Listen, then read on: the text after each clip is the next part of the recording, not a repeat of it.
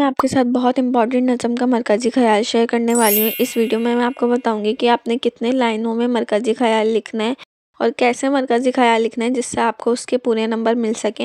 Video کو last تک ضرور دیکھیے گا، اور اگر آپ چینل پہ نئے ہیں تو چینل کو ضرور سبسکرائب کر لیں، کیونکہ میں آپ کے ساتھ آپ کی سبجیکٹ سے ریلیٹڈ امپورٹنٹ کوشچن شیئر کر رہی ہوں جس سے آپ کو ایگزام کی تیاری کرنے میں بہت آسانی ہوگی۔ تو حضرت فاطمہ رضی اللہ تعالیٰ عنہ کی رخصتی جو نظم ہے وہ حفیظ جالندری نے لکھی ہے۔ حفیظ جالندری اردو ادب کے ایک ماہ ناز رومانی شاعر اور افسانہ نگار ہیں۔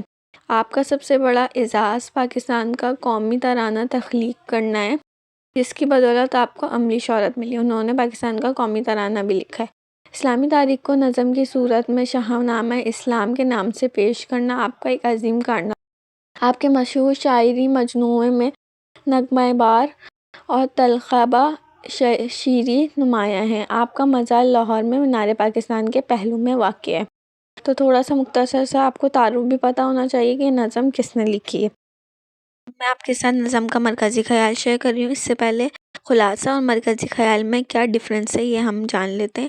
تو مرکزی خیال کا مطلب ہوتا ہے اس نظم یا اس چیپٹر کا پورا نچوڑ، اور خلاصہ جو ہے وہ ہمیں ڈیٹیل میں بیان کرنا پڑتا ہے، اس میں ہر پوائنٹس کو ہم نے ہائی لائٹ کرنا پڑتا ہے۔ لیکن مرکزی خیال میں وہ باتیں ہمیں ہائی لائٹ کرنی پڑتی ہیں جو اس چیپٹر میں کہی گئی ہوں، اور وہ باتیں جو ہم نے اس چیپٹر سے سیکھی ہوں۔ تو اس نظم کا مرکزی خیال یہ ہے کہ اسلام سادگی اور عدل کی تعلیم دیتا ہے۔ دین اسلام فضول خرچی اور غیر ضروری رسومات سے منع کرتا ہے، خاص طور پر شادی جیسے اہم موقع پر۔ آپ چاہیں تو پیراگراف میں بھی لکھ سکتے ہیں، آپ چاہیں تو ایک ساتھ بھی لکھ سکتے ہیں۔ دوسرے پیراگراف میں لکھا گیا ہے کہ نبی کریم کی زندگی سادگی کی بہترین مثال ہے۔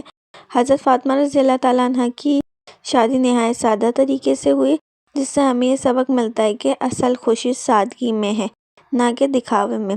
نظم ہمیں پیغام دیتی ہے کہ اگر ہم سادگی اپنائیں تو ہماری زندگی آسان، پرسکون اور بابرکت ہو جائے گی۔ تو سب سے عظیم مثال جو ملتی ہے ہمیں آپ صلی اللہ علیہ وسلم کی زندگی سے ملتی ہے، جنہوں نے حضرت فاطمہ رضی اللہ تعالیٰ عنہ کی شادی نہایت سادگی کے ساتھ کی تھی۔ لیکن ہم اس کے بالکل برعکس کرتے ہیں۔ ہم شادی بیاہوں کی تقریبوں میں اتنے زیادہ پیسے خرچ کرتے ہیں، دکھاوا کرتے ہیں، جو اسلام میں بالکل ہی منع ہے۔ تو یہ نظم ہمیں یہ پیغام دیتی ہے کہ اصل زندگی میں پرسکون اور بابرکت ہو سکتی ہے اگر ہم سادگی اپنا لیں تو۔ اب آپ نے اسے لکھنا کیسے؟